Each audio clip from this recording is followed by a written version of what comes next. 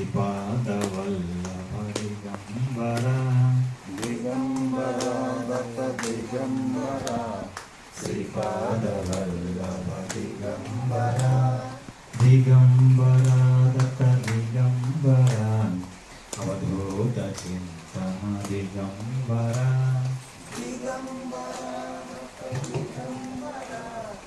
అవధూత చింతన దిగంబర దిగంబర దత్త దిగంబర శ్రీపాదవల్లభ దిగంబర దిగంబర దత్త దిగంబర శ్రీపాదవల్లభ దిగంబర దిగంబర దత్త దిగంబర దత్తావధూత దిగంబర దిగంబర దత్త దిగంబర దత్తావధూత దిగంబర దిగంబర దత్త దిగంబర శ్రీపాదవల్లభ దిగంబర దిగంబర దత్త దిగంబర శ్రీపాదవల్లభ దిగంబర దిగంబర దత్త దిగంబర నృసింహ సరస్వతి దిగంబర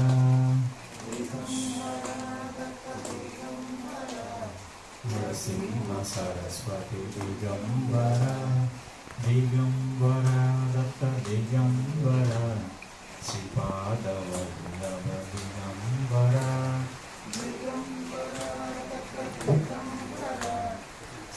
శ్రీపాదవల్లభ దిగంబర దిగంబర దత్త దిగంబర బ్రహ్మా విష్ణు మహేశ్వర దిగంబర దత్త దిగంబర బ్రహ్మా విష్ణు మహేశ్వర దిగంబర దత్త దిగంబర శ్రీపాదవల్లభ దిగంబర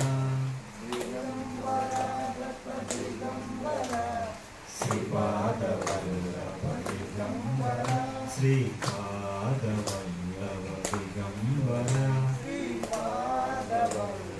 దిగంబర దత్తావధూత దిగంబర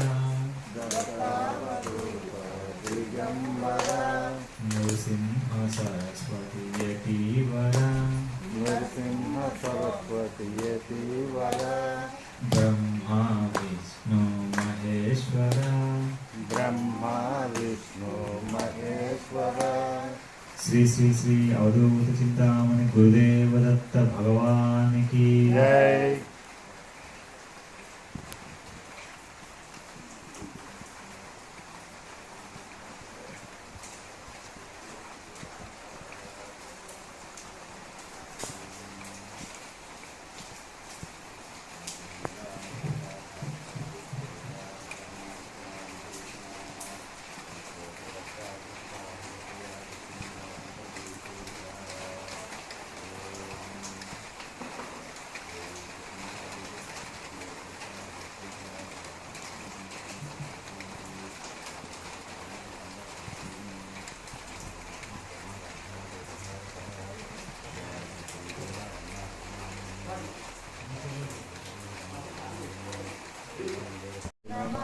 శ్రీ గురుభ్యో నమః శ్రీ గురుభ్యో నమః శ్రీ దత్తాయ గురవే నమః శ్రీ దత్తాయ గురవే నమః శ్రీ శ్రీపాద శ్రీవల్లభాయ నమః శ్రీ శ్రీపాద శ్రీవల్లభాయ నమః శ్రీ నృసింహ సరస్వత్యై నమః శ్రీ నరసింహ సరస్వత్యై నమః.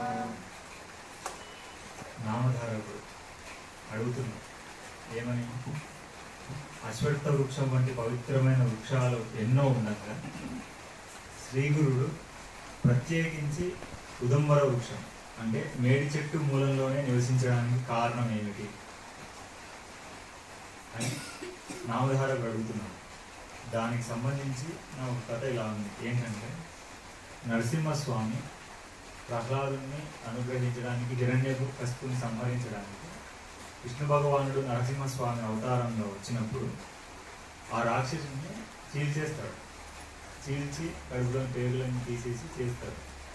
అలా చేసినప్పుడు ఏమైందంటే ఆ రాక్షసిని యొక్క విషపు రక్తము నరసింహస్వామి యొక్క గోర్లకు అంటుకొని విపరీతమైన బాధలు మంటలు పుడతాయి అన్నమాట నరసింహస్వామి. అప్పుడు ఈ మేడి చెట్టు యొక్క పండ్లతోనూ ఆకులతోనే లక్ష్మీదేవి ఆ బాధను నివారించింది.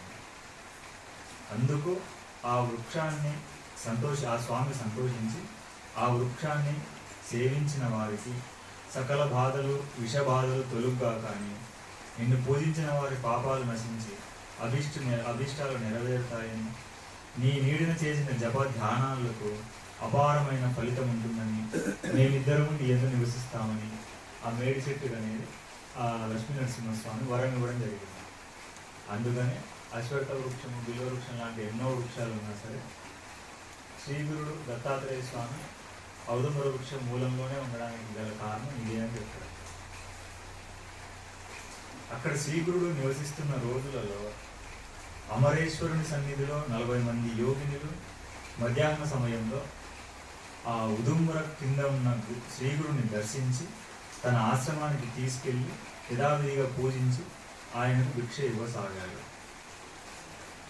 అంటే ఏంటంటే యోగినులు కూడా ఆయన తీసుకెళ్ళి ఆయన భిక్ష అందించి సకల మర్యాదలు చేసి తిరిగి మేడి చెట్టు దగ్గర వదిలి వెళ్ళేవాళ్ళు.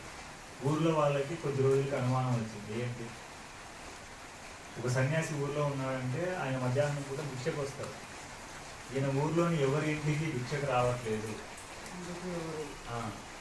ఈయనకి ఎలా అందుతుంది భిక్ష అన్నాను అని తోచి గ్రామస్తులకు ఇంతగా తోచి ఆయన పరీక్షించడానికి ఒకరిని నియమిస్తారు. ఒక వ్యక్తిని నియమిస్తే అతడు దాగి ఉండి మధ్యాహ్న సమయంలో స్వామిని గమనించాలని ప్రయత్నిస్తుండేవాడు. కానీ మధ్యాహ్నం అయ్యేసరికి ఆ మహాత్ముని రహస్యం తెలుసుకోవడం మహాపాపం అని తోచి విపరీతమైన భయం వేస్తుంది. దానికి తట్టుకోలేక ఒకతను ఇంటికి పారిపోయాడు.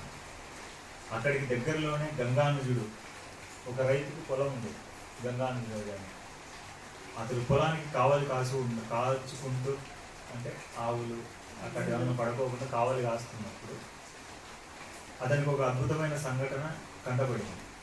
ఏమిటా సంఘటన? అకస్మాత్తుగా నదీ జలం రెండుగా చీలిపోయింది.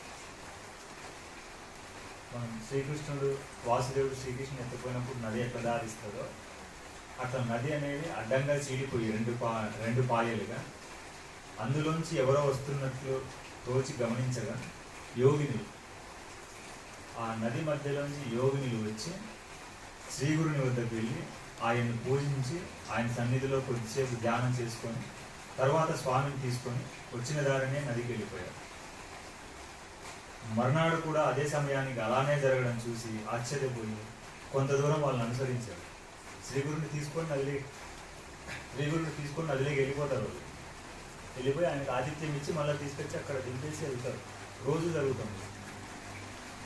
ఒకరోజు ఏం చేశారంటే ఆయన వాళ్ళ వెనకలో నదీ గర్భంలోకి ముందుకు వెళ్ళిపోయి ద్వారం దగ్గర నిలబడి అక్కడ జరిగేదంతా శ్రద్ధగా గమనిస్తున్నారు.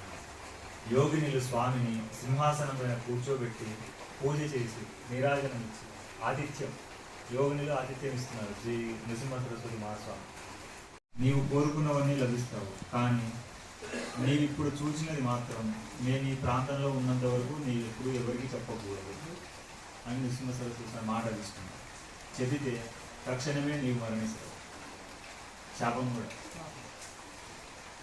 గంగానుజుడు అలాగే అని చెప్పి గురువుకు నమస్కరించి సంతోషంగా పొలానికి వెళ్ళాడు.